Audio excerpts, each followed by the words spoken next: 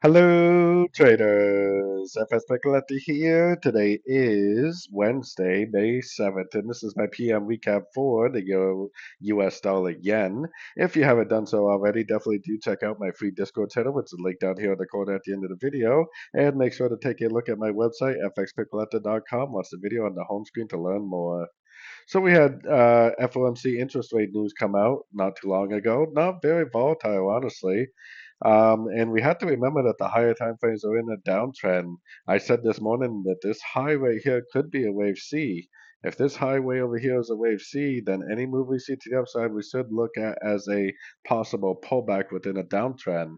So keep a very close eye on your Fibonacci retracer levels. If this makes like an engulfing move to the downside at any one of these levels, then I would definitely take it as a short. Now, if you're trading the very short time frames, then I would recommend longs until you get an engulfing move down at a fib level because it could go up to one of these higher fib levels before it actually continues back down.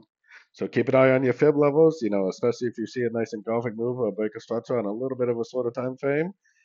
Could be a good short. If you don't see that, then keep on looking for longs. So anyways, don't forget to like and subscribe. And as always, thank you for watching and happy trading.